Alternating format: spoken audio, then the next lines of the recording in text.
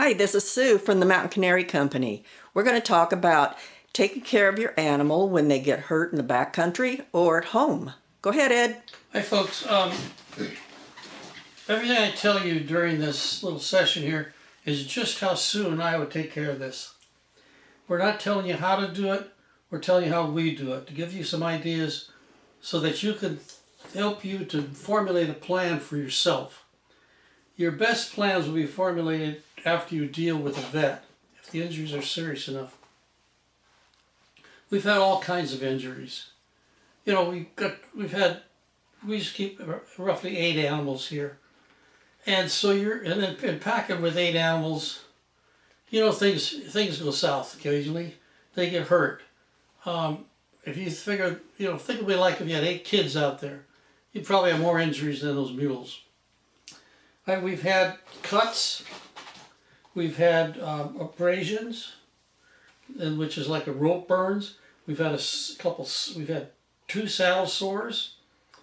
We've had, which is pretty rare not to get more than that. We've had cougar attack. We've had porcupine stomp. We've had to deal with all kinds of weird stuff.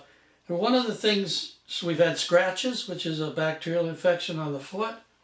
But one of some of the chemistry that's going to be your best friend in this is going to be cold water, one, for cleaning and debriding an area. Betadine, which is iodine, which you'll use it, when you use it, you'll use it, cut it. Your vet will tell you the proportions to cut it. And triple antibiotic. Those are the 3 major chemicals you're going to be using. And water comes out of the tap. Betadine comes out, you buy it by the jug. It's better to have a gallon jug of it around. You won't need a gallon jug, but it's better to have it. You'll know exactly where to find it then. And triple antibiotic. You go down to Walmart in the pharmacy section, buy yourself a fistful and have that around the place. That's your basically, if I remember correctly, that's your basic chemistry.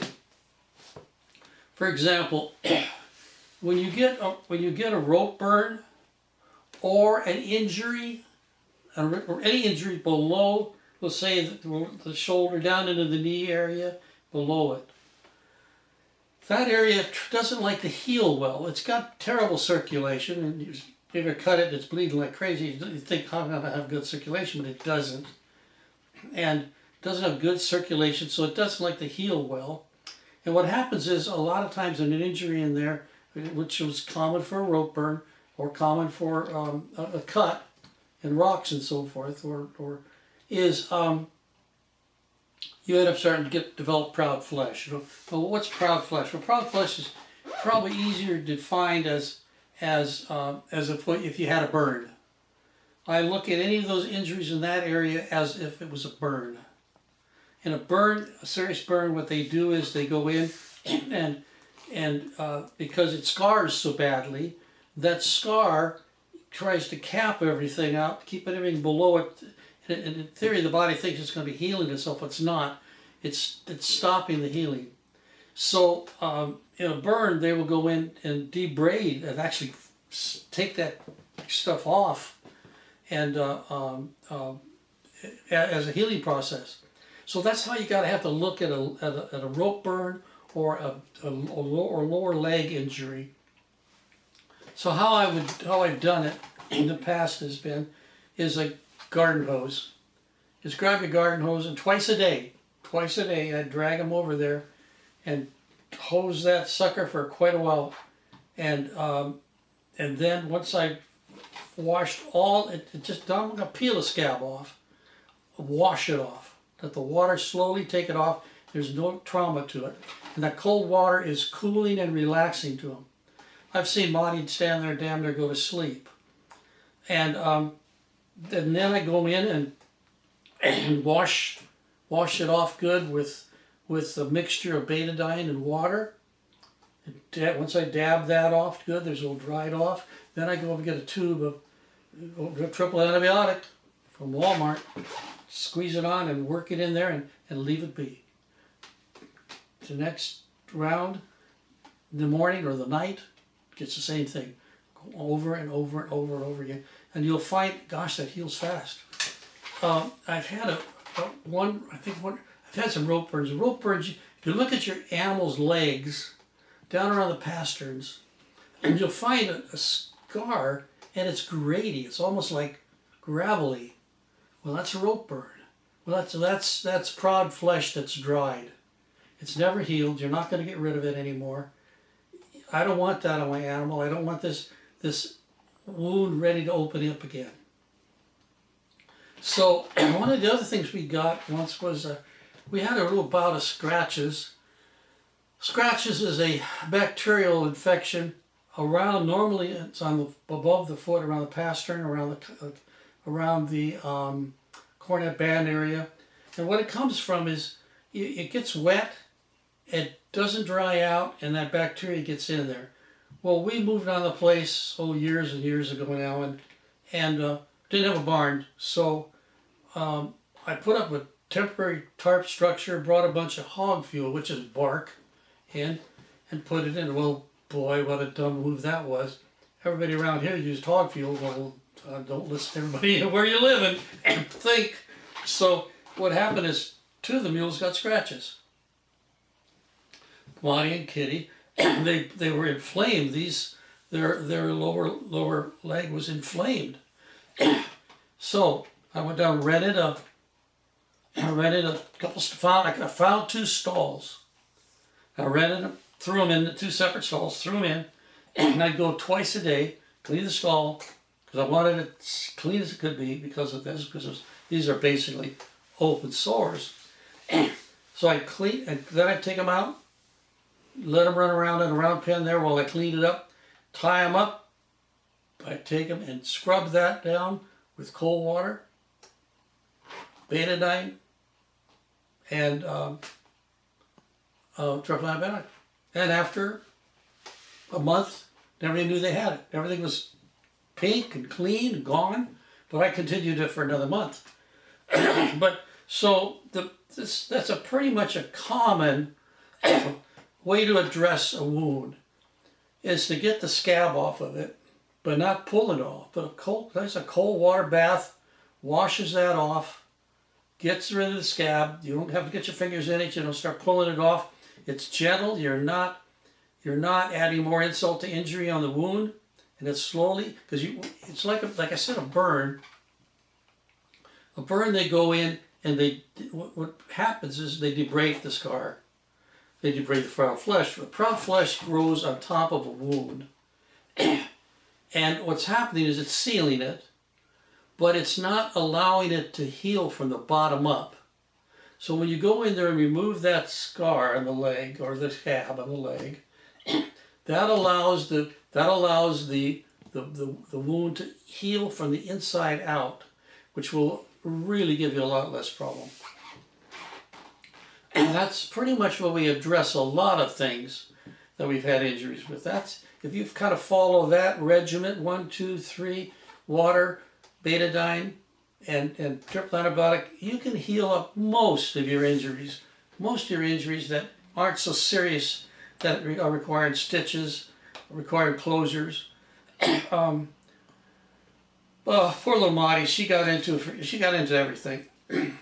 One day here we had a cougar past the house here, Jumper, and she got lucky. Boy, we got lucky, because I've known of a couple there's cougars here, folks, and I've known a couple of animals that were ripped badly and were sewed up badly, had to be sewed up badly, and extensive surgery, and we got lucky. Cougar, Kitty, I think Kitty, like Monty was saying, because she hates small animals, I think she was saying, here, kitty, kitty, kitty, come on, kitty, kitty, kitty.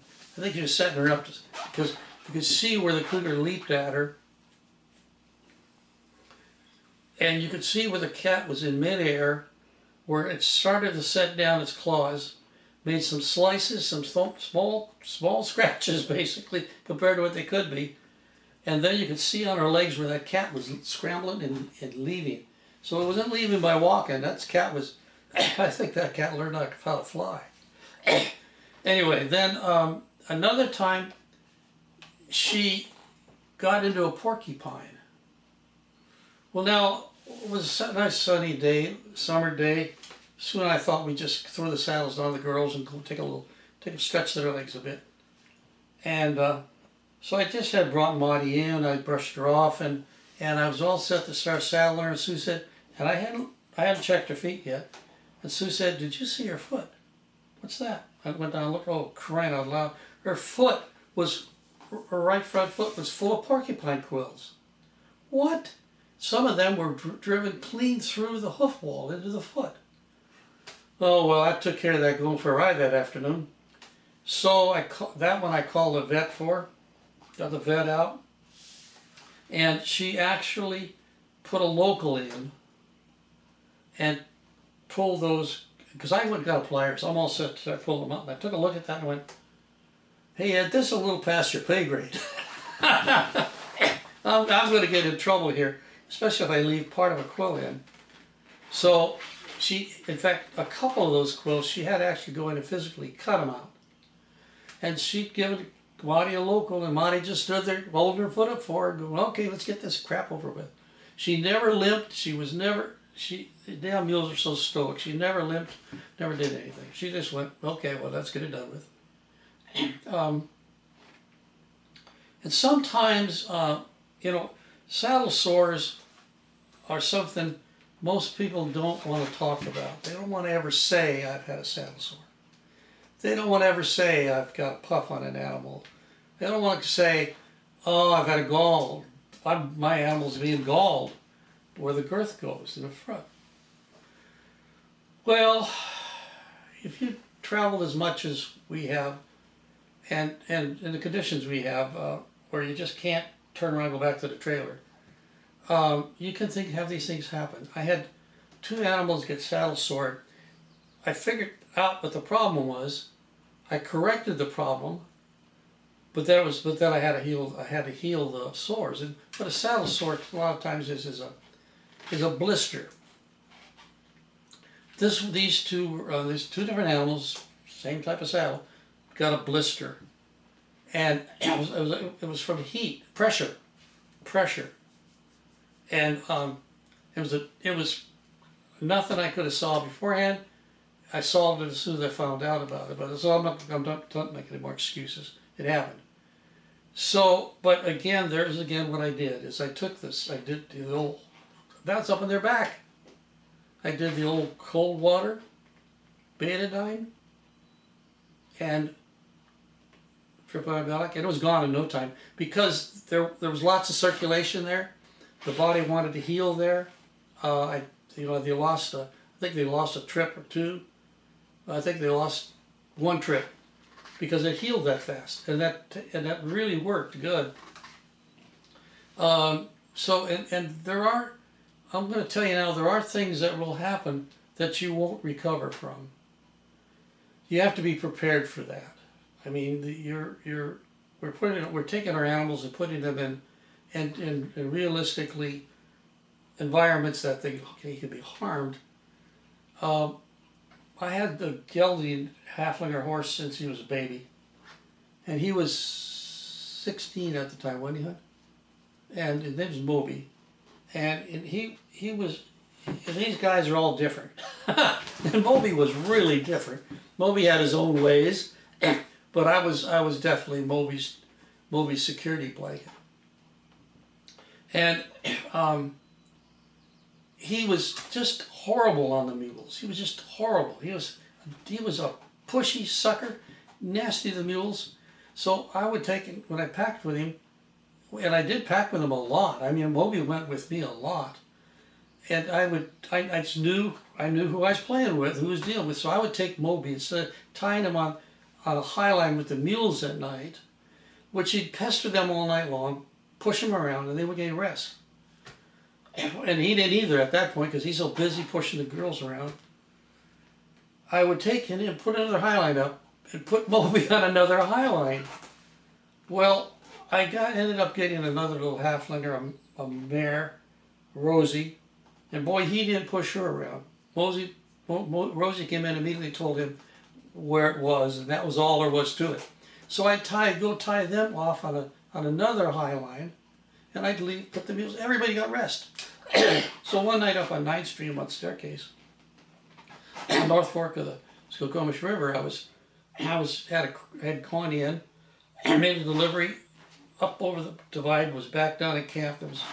That was on my second day, and so I was sleeping in on the second night, and I just was restless. I couldn't. Something was wrong.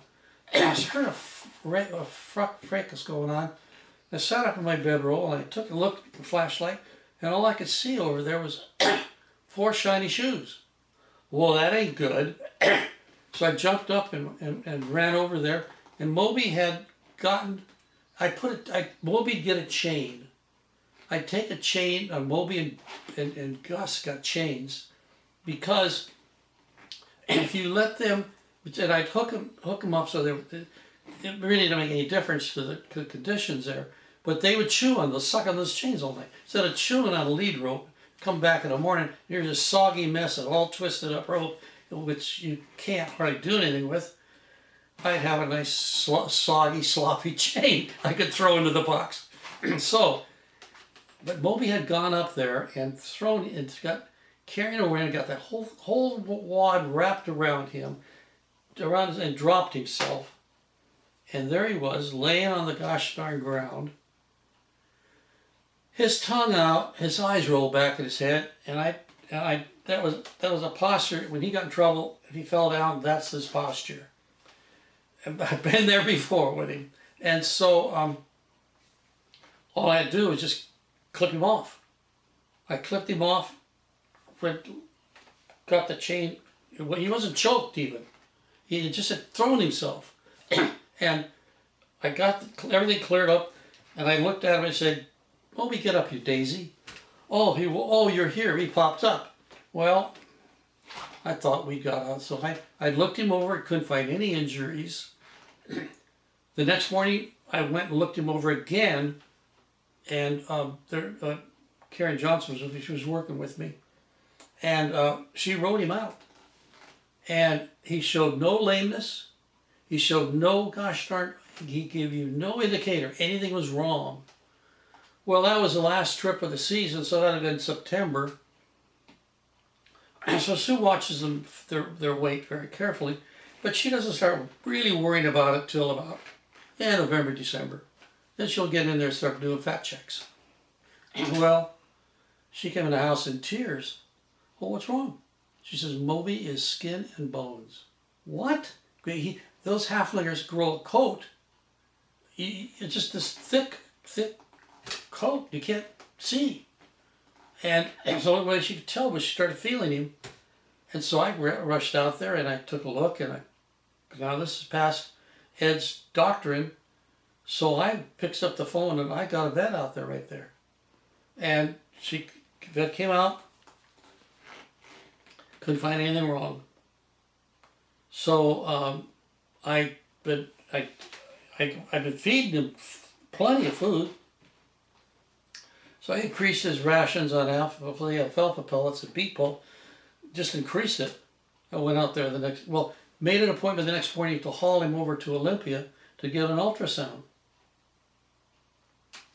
So I did, and his food was still there. He hadn't eaten. Now I'm really starting to sweat bullets. What's going on here? He may be a pain in the neck at times, but he's my pain in the neck. So haul him over there, get him an ultrasound.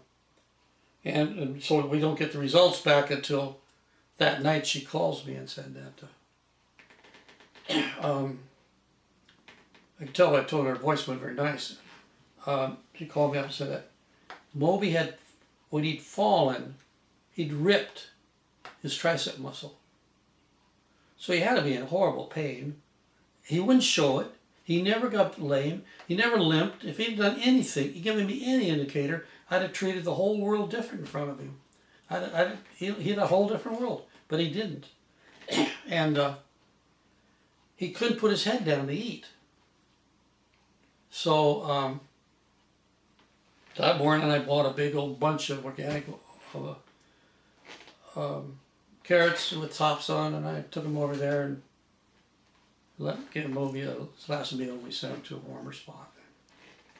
But those are things you got to face. I've had to do that with several animals already, and it's not easy. But you can't doctor that. There's things you can't doctor, and when you're dealing with vets, they are half afraid of you. They're half afraid of what you're going to do or say. When I deal with a vet, I make sure my vets know that this isn't about Ed feeling good. This is about taking care of the animal. You tell me what's the worst case prognosis here, and we'll deal with it. We'll deal with whatever happens, but don't blow smoke up my ass that this is just going to get. Oh, we might, just might, and I've never seen a just might come out of it. But there's all kinds of injuries you can have.